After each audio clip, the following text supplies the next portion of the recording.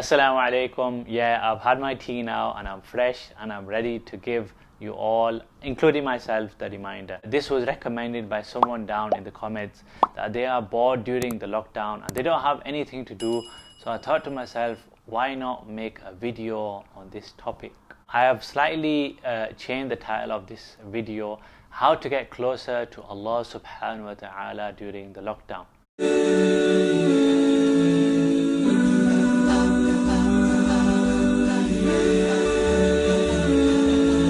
Instead of what to do in the lockdown when you are bored.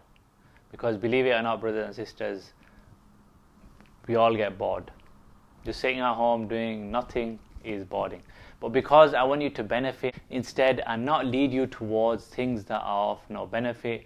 So don't get me wrong, going to do exercise, playing games outside with your friends is all good for your health and well-being, but it's not going to help you with your hereafter. And we are living in difficult times, such a time that we will probably never experience again in our lifetimes.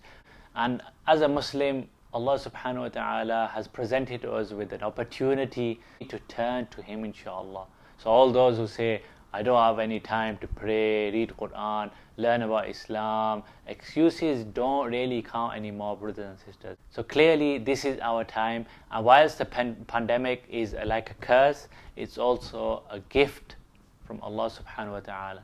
And I accept, of course, that some people are busier now because of the nature of their work, but majority of people have more free time than usual.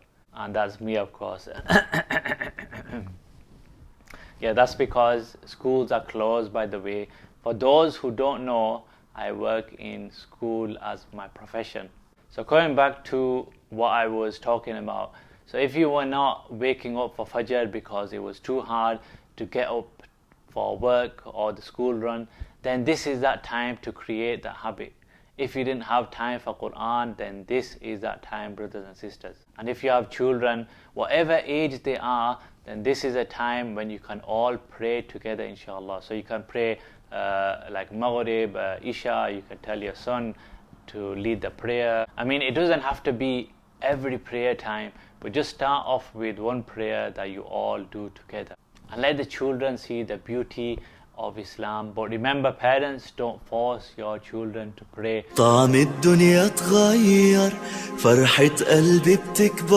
I think a great time to learn surahs from the Quran, and of course with your children too.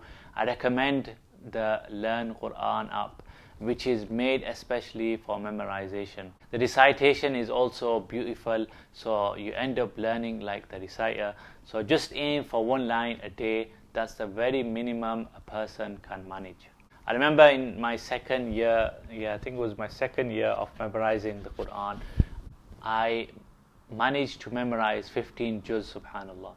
Eventually it will get easier for you. You just need to be consistent about it. And if you want any memorization tips, then please let me know down in the comments below, inshallah, and I'm ready to help anyone.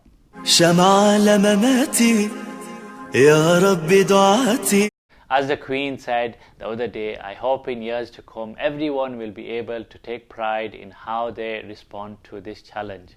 I know it's funny quoting Queen Elizabeth, but as a Muslim, we know that on the Day of Judgment, it is our good deeds that will admit us into paradise. And the opportunity for good deeds right now is really high, subhanallah. You can cook for your neighbors, you can buy their shopping when you're buying yours, you can donate to lots of corona related causes if you can. Poverty stricken families in the UK or abroad who are extremely poor now because of the lack of work. So National Zakat Foundation are a great charity to donate in the UK, as they are helping many people who have turned to them for help in this crisis.